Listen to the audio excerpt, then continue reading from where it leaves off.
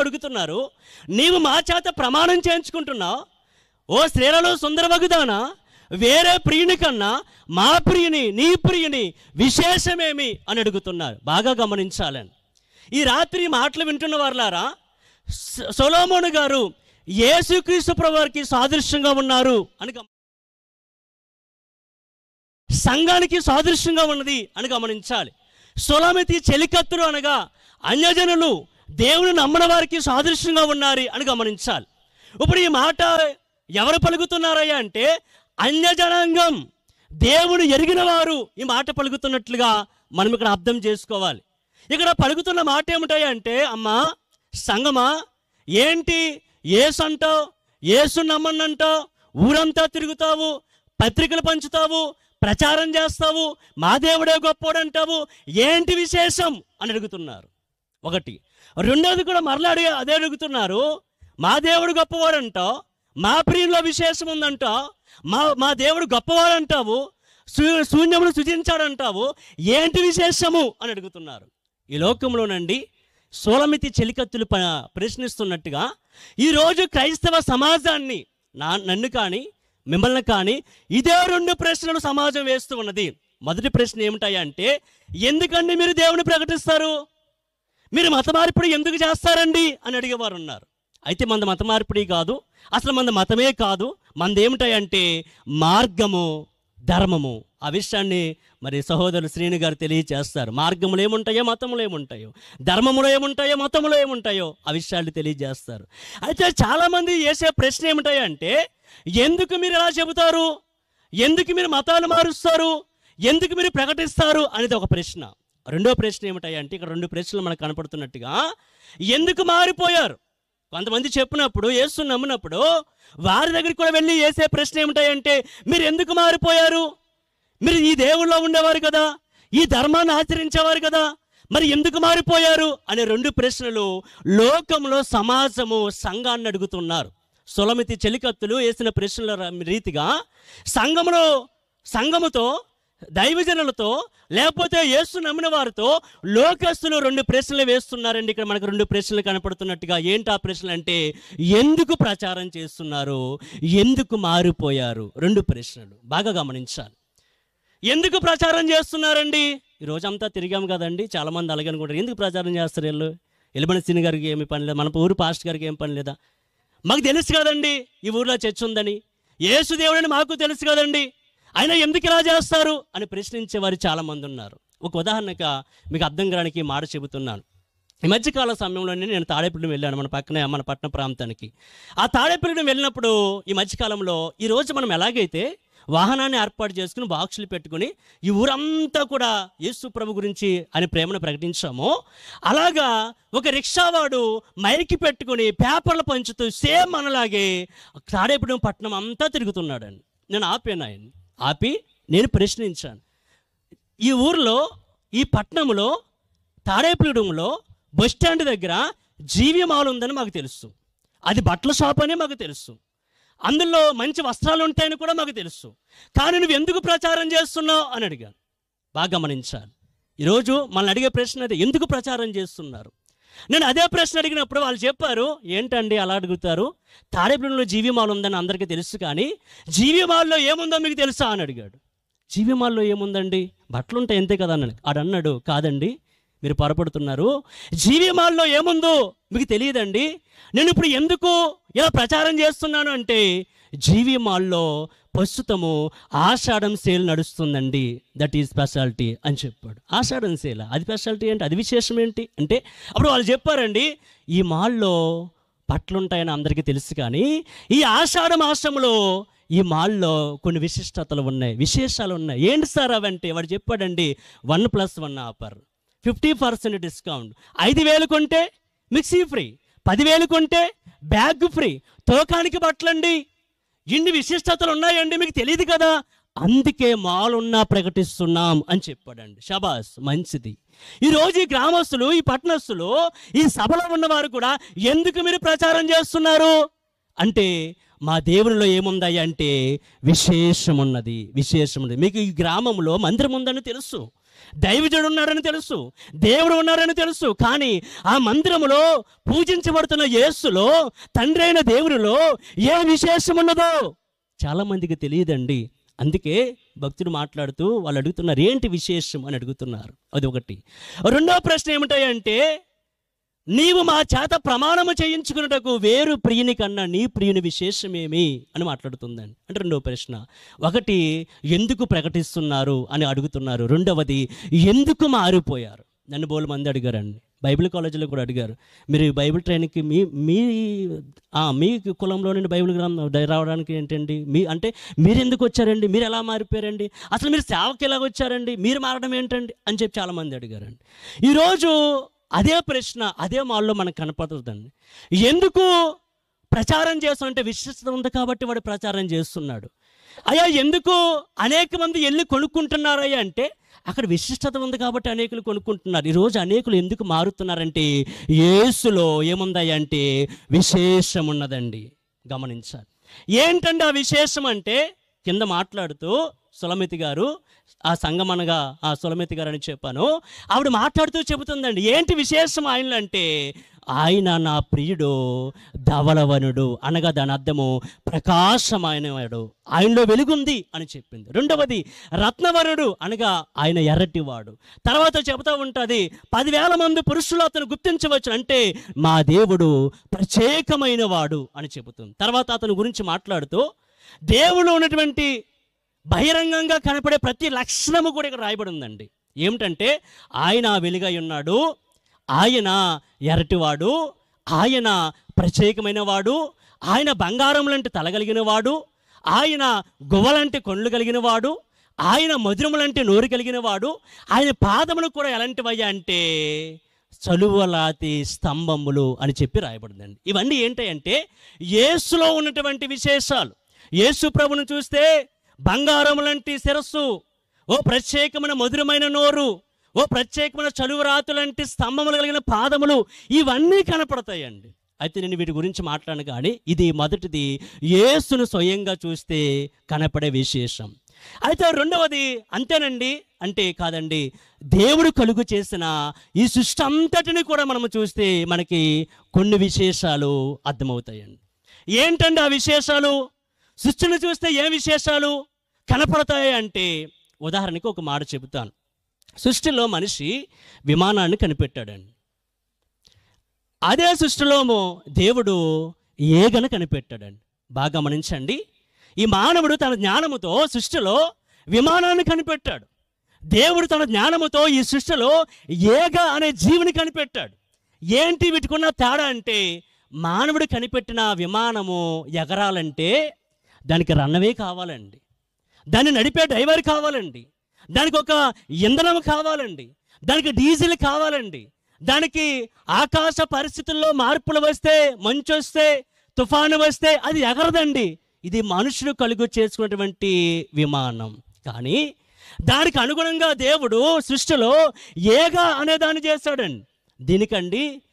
దీనికండి runway అవసరం లేదండి. మీరు ఏగను ఎప్పుడైనా చూడండి, రన్వే అవసరం లేదు, ఎక్కడ పడితే అక్కడ ఆగుతుంది, ఎక్కడ పడితే అక్కడ ఎగిరిపోతుంది. దీనికండి ఇంధనం అవసరం లేదండి, పెట్రోల్ అయిపోయిందమ్మా నీకు తీసుకురావాలా అనే ఆ పరిస్థితి ఉండదండి. ఎందుకంటే దేవుడు కలుగజేస్తుందండి. అది దేవుళ్ళు ఉన్న విశేషం అండి. దీనికి ఆకాశంలో పరిస్థితులు మార్పులు, మంచు, చలి, అయ్యా ఫ్లైట్ లేట్ అయ్యింది అనే పరిస్థితులు ఉండవండి. ఎందుకంటే సృష్టిలో కలుగు చేసిన ప్రతి దానిలో ఏం కనపడుతుంది అంటే దేవుడు కలుగు చేసిన విశేషం కనపడుతుంది. రాత్రి శ్రీనాన్న గారు కాకినాడలో మాట్లాడారు, దుమ్ములపేట అనే ఆ గ్రామంలో మాట్లాడారు. ఒక విషయాన్ని జ్ఞాపకం చేశారండి, నాకు ఎంతో నచ్చింది. ఏంటి ఆ విషయం అయ్యా అంటే, సృష్టిలో ఏగను చూస్తే దేవుని విశేషం ఎంత గొప్పదో అర్థమవుతుందని చెప్పాను కదా. అన్న రాత్రి చెప్పినటువంటి విశేషం ఏమిటాయంటే, ఈ మానవుడు అంటండి ఏం కనిపెట్టాడయ్యా అంటే స్వీట్ని కనిపెట్టాడంటండి. స్వీటు, మడత కాజాలు, మసిరిపాకు ముక్కలు, మీరు చెప్తారు జాంగరీలు, రసగుల్లలు ఇవి కనిపెట్టాడండి. కానీ దేవుడు ఒక విశేషాన్ని కనిపెట్టాడంటండి. అదేంటయ్యా అంటే అట్టుపళ్ళు, బత్తాకాయలు, యాపిల్ పళ్ళు అవి కనిపెట్టాడు. ఇప్పుడు చూడండి, మానవుడు కనిపెట్టిన దానికి దేవుడిలో ఉన్నటువంటి విశేషం ఏంటయ్యా అంటే, బాగా గమనించండి, మానవుడు కనిపెట్టిన ప్రతి సీటు కూడా ఎలా ఉంటుందండి? తీయగా ఉంటుందండి. శనగపిండి పందార, మైదాపిండి పందార, అన్నీ పందారే. ఏది తిన్నా కూడా విశేషం ఏమిటాయంటే తీపే. కానీ అన్న మాట్లాడుతూ చెప్పాడు రాత్రి, అదే నువ్వు దేవుడు సృజించిన పండు తింటే, అట్టు పండు తింటే దానిలో ఒక రకమైన తీపి, యాపిల్ పండు తింటే నువ్వు దానిలో ఒక రకమైన తీపి, బత్తా పండు తింటే దానిలో ఓ రకమైన తీపి. అంటే మనుష్యు కంటే దేవుని యొక్క లక్షణములు, ఆయన ప్రత్యేకత నిజంగా ఎలా ఉంటుంది అంటే చదివితే అర్థం కాదండి, మనిషి హృదయానికే గోచరం కావండి. నిజంగా చెప్పాలంటే మరి నిజమే కాదండి, దేవుడు సూచించిన ప్రతి పండు కూడా ఒకదానికి ఒకటి వ్యత్యాసం ఉంటుందండి. అందుకే ఈ సృష్టిని చూస్తే మనకేం అర్థమవుతుంది అంటే యేసులో ఉన్న విశేషాలు అర్థమవుతాయండి. అయితే రాత్రి నా అంశం ఏమిటంటే యేసులో విశేషం. దేవుని చూస్తే ప్రకాశమానము, బంగారము ఇవన్నీ కనపడుతున్నాయి, ప్రత్యేకమైనటువంటి విశేషాలు. సృష్టిని చూస్తే కూడా ఒక ఏగను చూసినా, దేవుడు కల్పించిన పండ్లు చూసినా విశేషాలు కనపడుతున్నాయి. అయితే ఈరోజు మరొక తీరులో మరొక విషయాన్ని మీకు జ్ఞాపకం చేయాలని ఆశపడుతున్నాను. దేవుడు అంతరంగాన్ని చూస్తే కొన్ని విశేషాలండి కనపడతాయండి. ఎవరు చూశారండి దేవుడు అంతరంగాన్ని? ఏ మనిషి చూశాడండి దేవుణ్ణి అంటే యోహాను గారు చూశారండి. ప్రకటన గ్రంథం 1వ అధ్యాయంలో యోహాను గారు చూశారు దేవుడు అంతరంగాన్ని. దేవుని స్వయంగా చూస్తే కనపడే లక్షణాలు వేరు, దేవుడు సూచించిన సృష్టిని చూస్తే కనపడే విషయములు వేరు. కానీ యోహాను గారు పద్మాసు దీవులో పరవాసుడై పరలోకములో దర్శనము ద్వారా ప్రభువును చూశాడంటండి.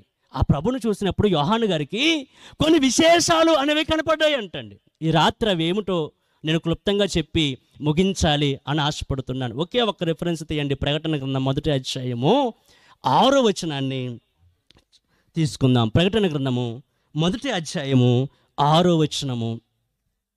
ప్రకటన గ్రంథము 1వ అధ్యాయము 6వ వచనము. దీనికంటే ముందుగా 2వ వచనాన్ని ఒకసారి మనం చదివితే చాలా బాగుంటుంది. 2వ వచనాన్ని చదువుతున్నాను చూడండి. ప్రకటన గ్రంథం 1వ అధ్యాయము 2వ వచనము.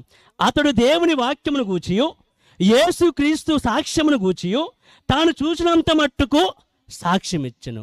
యోహాను గారు అంటండి దేవుని చూశాడంటండి, దేవుని వాక్యాన్ని చూశాడంట. ఆ వాక్యాన్ని దేవుని చూసి అతనిలో ఏముందో సాక్ష్యం ఇస్తున్నాడంట. ఆ యేసులో ఉన్న విశేషం ఏమిటో తెలియజేస్తున్నాడంట. ఏంటి యోహాను గారు ఏం చూశారు? పరలోకం ఎందుకు వెళ్ళారు? ఏం చూస్తారు? యేసులో నీకేం కనపడింది? మాకేమో ప్రకాశత, ధవలము, రత్నము ఇవన్నీ కనపడుతూ ఉన్నాయి. సృష్టిలో దేని చూసినా మాకు విశేషం కనపడుతుంది. నువ్వు స్వయంగా ప్రభుని చూసావు కదా యోహాను గారు, నీకు ఏ విశేషం కనపడిందంటే 6వ వచనంలో చెబుతాడండి.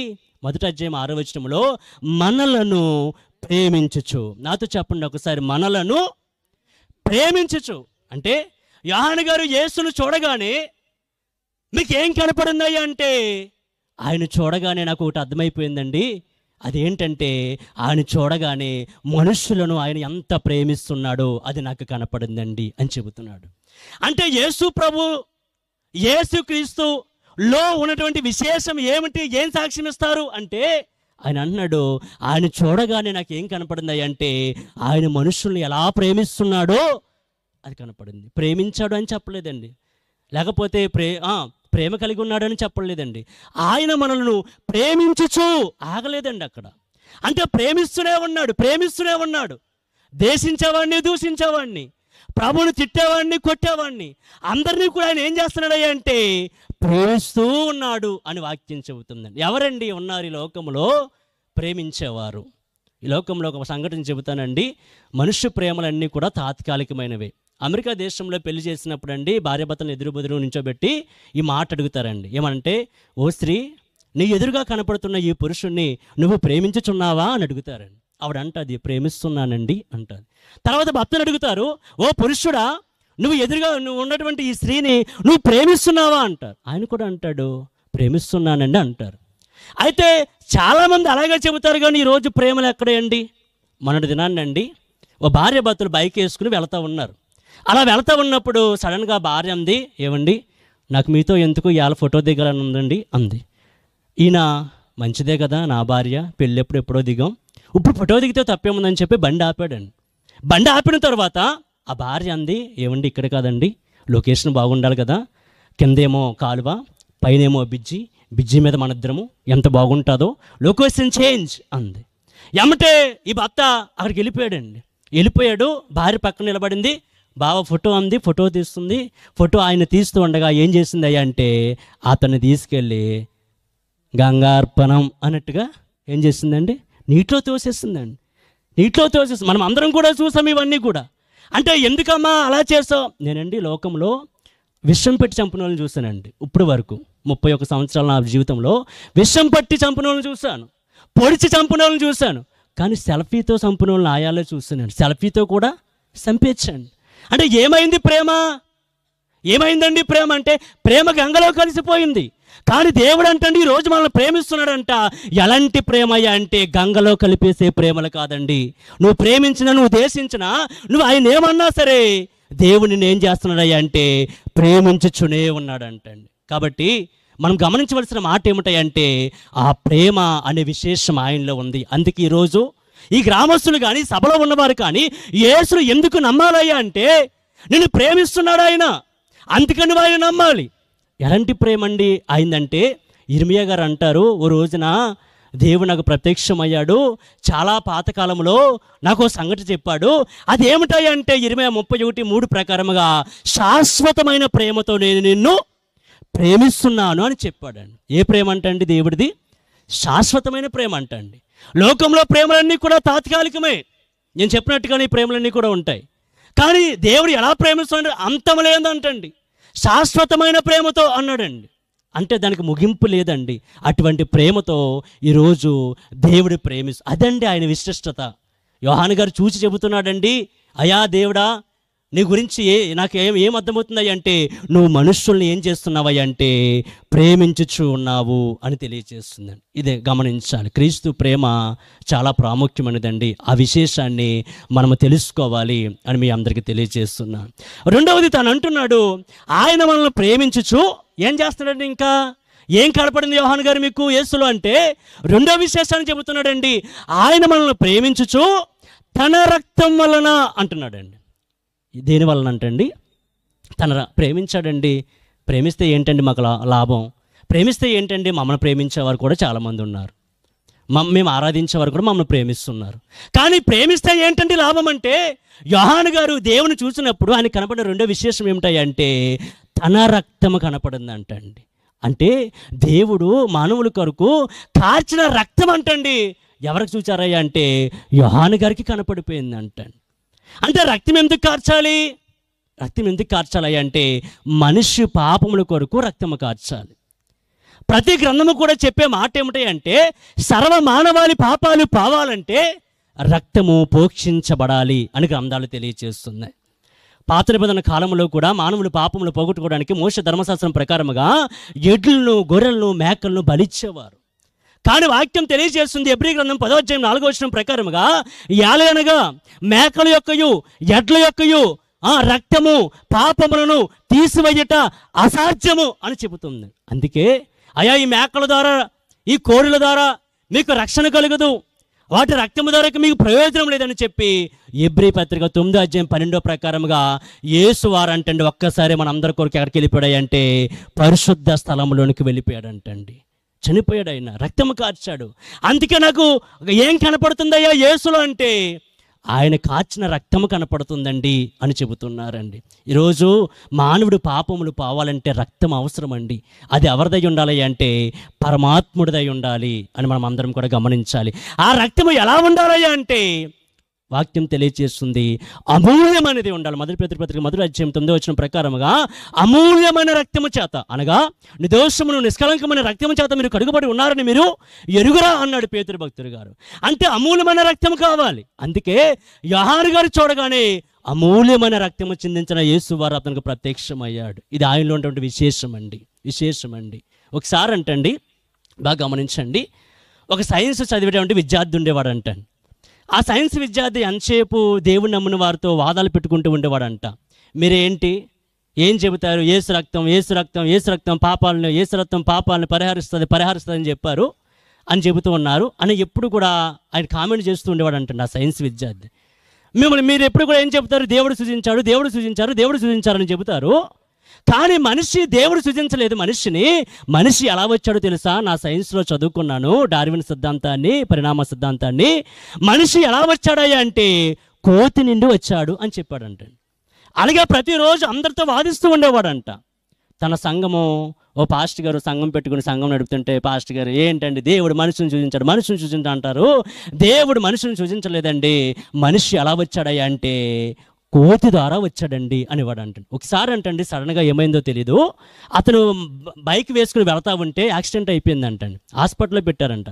పాస్టర్ గారికి ఏమేం పని ఉంటుంది, ఎవరు ఏ పేషెంట్కి ఏది జరిగినా చూస్తాకి వెళ్తారు కాబట్టి చూద్దాంలని చెప్పి ఆ సైన్స్ విద్యార్థిని చూస్తాకి వెళ్తే ఆ సైన్స్ విద్యార్థి అన్నాడంట, అయ్యా పాస్టర్ గారు బాగానే వచ్చారండి, నిజంగా మీరు రావడం ఎంతో సంతోషం, డాక్టర్లు మారు చెప్పారండి, నాది బి పాజిటివ్ రక్తం అండి, అది అమ్మటే కావాలండి, ఎవరినన్ను అడిగి కొద్దిగా సాయం చేసి పెట్టండి అని అడిగాడు అంటాడు. అప్పుడు ఎమ్మటే పాస్టర్ గారు అన్నారంటే, ఒరే నీకు కావాల్సింది బి పాజిటివ్ కాదురా, నువ్వు ఇప్పుడు దాకా ఏమని వాదించేవాడు ఊరందరితో, మానవుడు కోతి నుండి వచ్చేవాడు అన్నావు, నేను ఇప్పుడు వెళ్ళి రక్తం తీసుకొస్తాను, జూ పార్క్కి వెళ్తానురా, కోతి రక్తం తెస్తానురా అని చెప్పాడు అంట. అంటే ఆ బాబు అన్నాడంట, అదేంటి సార్ కోతి రక్తం, మరి నువ్వే కదా చెప్పావు కోతి నుండి మానవుడు వచ్చాడని, కాబట్టి కోతి రక్తం తీసుకొస్తాను అంటే సారీ సార్ అని చెప్పాడంట. చాలామంది అండి లోకంలో చేసే కార్యముల వల్ల ఇలాగా చాలామంది అనుకుంటూ ఉన్నారు. అయితే లోకంలో నేను చెప్పే మాట ఏమిటంటే, ఏ రక్తానికి కూడా పాపాన్ని క్షమించేటువంటి యోగ్యత లేదు, అమూల్యమైన రక్తం కావాలి, పరమాత్ముడే ఆ రక్తాన్ని చిందించాలి. అందుకే యోహాను గారు చూడగానే రక్తము చిందించినటువంటి యేసు వారు అతనికి ప్రత్యక్షమయ్యారు. తర్వాత ఏమంటాడయ్యా అంటే, మనల్ని ప్రేమించుచు తన రక్తం వలన మన పాపముల నుండి, అయ్యా ఎందుకు రక్తం కార్చావు, ప్రేమించావు బాగా ఉంది, రక్తం కార్చావు బాగా ఉంది, అయితే ఆ రక్తము ఎందుకు కార్చవయ్యా అంటే మన పాపముల నుండి మనలను విడిపించడానికి అని రాయబడిందండి అక్కడ. అంటే యేసులో ఉన్నటువంటి విశేషము యోహాను గారికి ఏం కనపడిందయ్యా అంటే, ఇతడు ఎందుకు రక్తము కార్చాడయ్యా అంటే మానవులు పాపముల నుండి విడిపించడానికి అనే విషయం అర్థమైందండి. ఈరోజండి ప్రతి మనిషి కూడా పాపము నుండి విడిపించబడాలి అని చెప్పి ఎన్నో ప్రయత్నాలు చేస్తున్నారండి మనుషులందరూ కూడా. ఈరోజండి మనిషి చేసే పూజలు, యజ్ఞాలు, యాగాలు అన్నీ కూడా దేని కొరకయ్యా అంటే పాపములు క్షమించబడాలి, మోక్షానికి వెళ్ళిపోవాలి అనేది మనిషి ఆలోచన అండి. అయితే ఎన్ని చేసినా సరే పాపములు పోవండి. ఏ ప్రయత్నం చేసినా, ఏ దానాలు చేసినా, ఏ పుణ్యకార్యాలు చేసినా పాపములు పోవండి. పాపములు పోవాలంటే పరమాత్ముడే రావాలి, రక్తము చిందించాలి. అందుకే దేవుడు ఈ లోకానికి వచ్చాడు అని సత్యాన్ని గమనించాలి. ఇక నా విషయం ఏమిటంటే విడిపించాడు అనే విషయం కనపడుతుంది. చాలామంది అండి విడుదల అవసరం. ఎందుకంటే ఈరోజండి చెవు పోటు వచ్చిందనుకోండి, ఆ పోటు నుంచి విడిపించడానికి ఓ డాక్టర్ ఉన్నాడండి, ఈవ్ స్పెషలిస్ట్.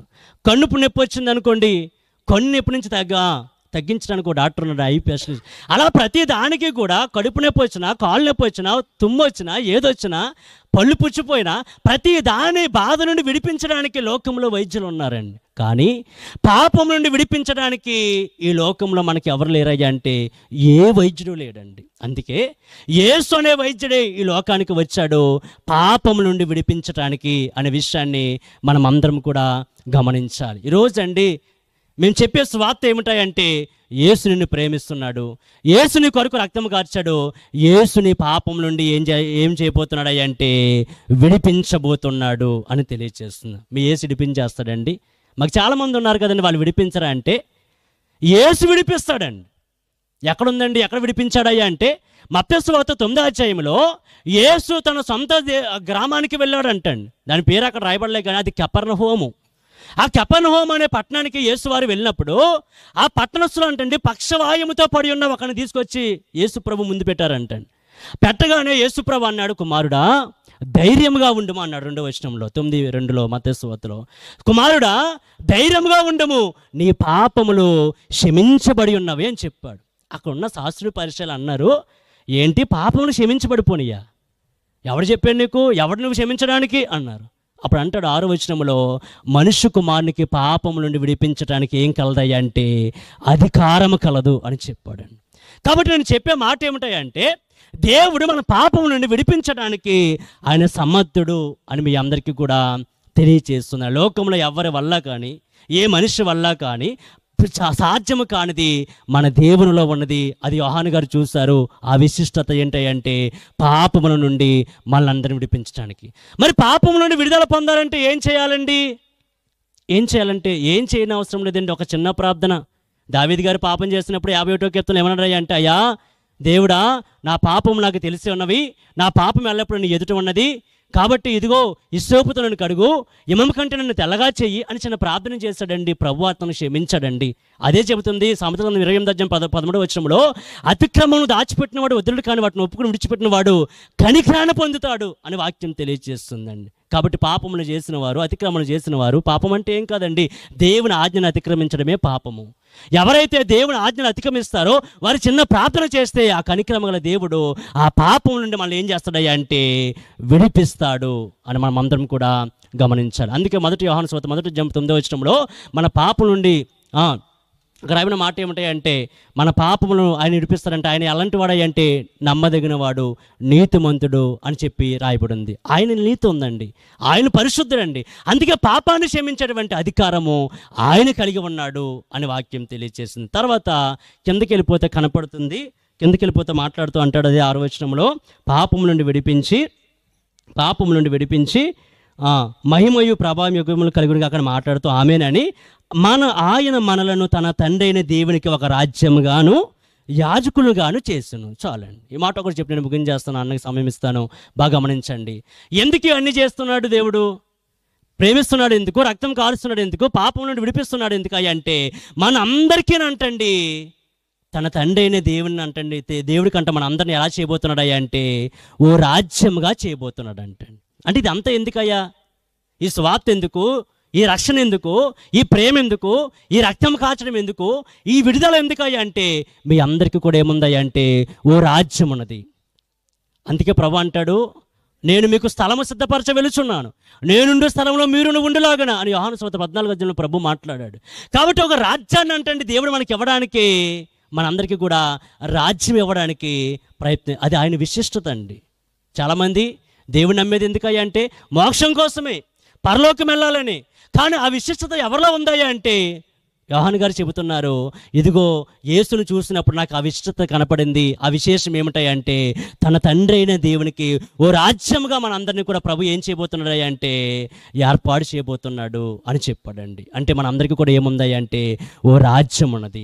ఆ రాజ్యం కొరకు ఈ లోకంలో మనం పాకురాడాలండి, ఆ రాజ్యం వైపు చూడాలండి, ఆ రాజ్యంలో మనం ఉండాలండి. అందుకే ఈ సభలండి. మరి ఈరోజు ఎలుబని శ్రీను గారు ఎంతో ప్రయాసతో ఈ సభలు పెట్టించడానికి కారణం ఏమిటాయంటే నా ఊరి జనాంగం అంతా కూడా ఆ రాజ్యంలో ఉండాలి, ఆ తండ్రి రాజ్యంలో ఉండాలి అని చెప్పి ఆయన ఆశ అండి.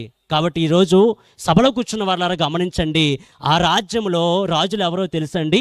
మనమేనండి. వాక్యం చెబుతుంది, అయితే చీకటిలో నుండి ఆశ్చర్యకరమైన వెలుగులోనికి మిమ్మల్ని ప్రవేశించమని గుణాతిశములు ప్రచురించిన నిమిత్తము మీరు రాజులు, యాజకులు, దేవుని సొత్తైన ప్రజలు అని చెబుతుందండి. ఆ రాజ్యంలో రాజు ఎవరంటే మనమే కింగ్, అక్కడ మనమే రాజులం.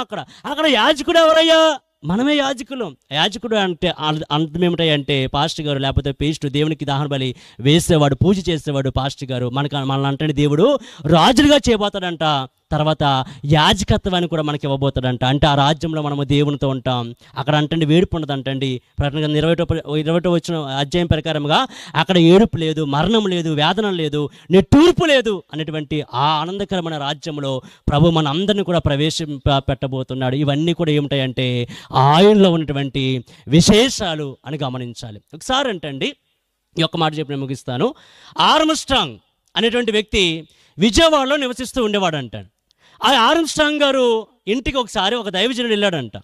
ఆ దైవజనుడు వెళ్ళినప్పుడు అతను చక్కగా పిలిచి ఆతిథ్యం ఇచ్చి ఆ దైవజనుడితో మాట్లాడుతూ ఆర్మ్స్ట్రాంగ్ గారు అంటండి మేడ పైకి తీసుకుపోయాడంట. మేడ పైకి తీసుకుపోయి ఆ దైవజనుడిని తూర్పు వైపు చూపించాడంటండి. ఇలా తూర్పు వైపు చూపించి, అయ్యా పాస్టర్ గారు, ఇదిగో ఈ తూర్పు వైపు ఉన్న పొలాలన్నీ కూడా ఎవరేమనుకుంటున్నారు? నావే అన్నాడంట. తర్వాత పడమటి వైపు చూపించి, ఈ పడమటి వైపు ఉన్న పొలాలన్నీ, ఈ ఆస్తులన్నీ, ఈ మాళ్ళన్నీ ఎవరేమనుకుంటున్నారు? నావే అన్నాడంట. తర్వాత ఉత్తరం వైపు చూపించి, ఇదిగో ఇక్కడ కలిగి ఉన్న బిల్డింగులన్నీ ఎవరనుకుంటున్నారు? నావే అన్నాడంట. ఇలా నలుదిక్కులు చూపించి ఇది నాదే, అది నాదే, ఇది నాదే అన్నాడంట. అప్పుడు దైవజనుడు అన్నాడంటండి, అయ్యా ఆర్మ్స్ట్రాంగ్ గారు, 4 దిక్కులు 4 పక్కల ఆస్తులు సంపాదించుకున్నావు, కానీ ఇంకో దిక్కు ఉందయ్యా. అదే దిక్కయ్య అంటే పై దిక్కు అన్నాడంట. పై దిక్క అంటే అవునయ్యా, ఇంకో దిక్కు ఉంది, పై దిక్కు ఉంది, అక్కడ నువ్వేం సంపాదించుకున్నావు అని అడిగాడంట. ఏమంటాడు, అక్కడ ఏం సంపాదించుకో, అక్కడేముంటుందయ్యా అంటే, అక్కడే అసలేంది ఉందిరా బాబు. ఈ లోకంలో ఎన్ని దిక్కులు సంపాదించుకున్నా ఆ 5వ దిక్కు పై దిక్కు సంపాదించకపోతే నరకానికి వెళ్ళిపోతాం రా. కాబట్టి అసలైంది అక్కడే ఉంది. ఆ దిక్కును సంపాదించుకోవాలంటే ఈ లోకంలో ఎవరిని సంపాదించుకోవాలయ్యా అంటే యేసును సంపాదించుకోవాలని చెప్పాడంటండి. కాబట్టి ప్రియ సభలో మాటలు వింటున్న వాళ్ళారా, ఈ సభ ఎందుకో తెలుసా? ఆ దిక్కు, ఆ రాజ్యము, ఆ రాజులుగా మనం ఉండాలని చెప్పి. కాబట్టి మనం అందరం కూడా ఆ దిక్కులో ఉండాలి. కింద అంటాడు 7వ వచనంలో, నేను సమయం అయిపోయింది ముగిస్తున్నాను, ఇదిగో ఆయన మేఘారుడై వచ్చుచున్నాడు. ఆ దిక్కుకి తీసుకెళ్ళడానికంటండి ఈ ప్రభు రాబోతున్నాడంట. ఈ లోకంలో ఈరోజు వార్త వింటున్నవారు, మారిన వారు అందరూ కూడా ఏం చేస్తారయ్యా అంటే రొమ్ము కొట్టుకుని ఏడుస్తారంటండి. ఆ రోజు మా కడిత గ్రామంలో మంచి మాటలు వినిపించారు, యేసే రక్షకుడు అని చెప్పారు, ఆయన ద్వారానే మోక్షం అని చెప్పారు, మేము వినలేదే, యేసు ప్రభు వచ్చాడు, పరిశుద్ధులు అందరూ ఎత్తబడ్డారు అని చెప్పి మనం అందరం వెళ్ళిపోయాక భూజనులు అందరూ రొమ్ము కొట్టుకుని ఏడుస్తారు. కాబట్టి వాక్యం వింటున్న బిడ్డలారా, అలా నువ్వు రొమ్ము కొట్టుకోకూడదంటే, అలా నువ్వు ఏడవకూడదంటే, ఆ రాజ్యంలో నువ్వు ఉండాలంటే యేసులో ఉన్న విశేషాలు గమనించండి. ఆయన నిన్ను ప్రేమిస్తున్నాడు, ఆయన కోసం రక్తం కార్చాడు, ఆయన్ని పాపం నుండి విడిపిస్తాడు, ఆయన నిన్ను ఒక రాజ్యముగా చేయబోతున్నాడు. ఆ రాజ్యంలోనికి తీసుకెళ్ళడానికి మరలా ఆయన ఏమవుతున్నాడు అంటే రాబోతున్నాడు. ఇవన్నీ కూడా యేసులో ఉన్న విశేషాలు. సభలో ఉన్నవారు గమనించండి, మైకి శబ్దం ద్వారా మాటలు విన్నవారు అందరూ గమనించండి. యేసులో ఉన్న విశేషాన్ని తెలుసుకుని ఆయన ప్రేమ, ఆయన విడుదల, ఆయన రాజ్యము తెలుసుకుని మనం అందరం కూడా ఆయన రాజ్యంలో ఉండాలని మనసా వాచా కర్మణ మిమ్మల్ని అందరినీ కోరుకుంటూ ఈ వర్తమానాన్ని ముగిస్తున్నానండి. Thanks you. God bless you.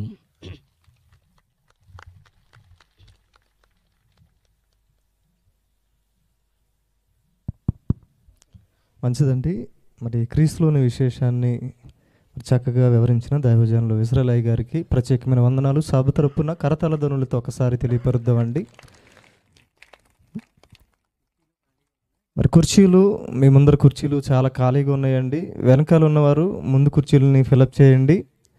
ఆ ఖాళీగా ఉన్న కుర్చీలో కూర్చుంటే వెనకాల వచ్చేవారు ఇంకా మరి చాలామంది వస్తున్నారు కనుక ఆ వెనకాల కూర్చోవడానికి అవకాశం ఉంటుంది కనుక ప్రతి ఒక్కరు కూడా విషయాన్ని గమనించవలసిందిగా తెలియపరుస్తూ ఉన్నాం.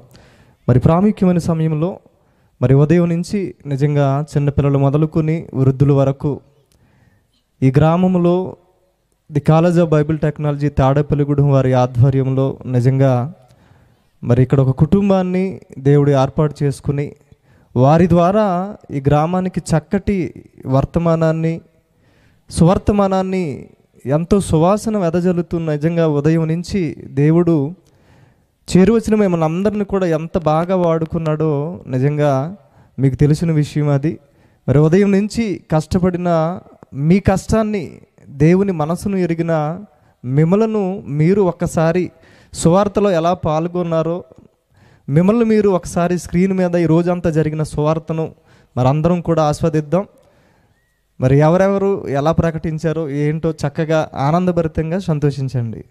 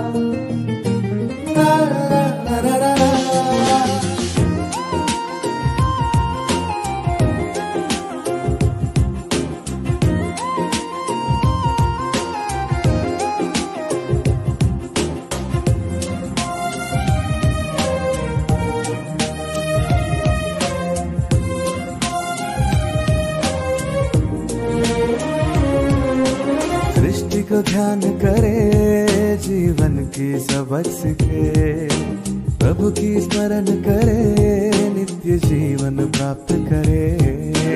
प्रकृति सिखाती है ज्ञान, पवित्र ईश्वर के नियम, सारी सृष्टि ईश्वर का विद्यालय है।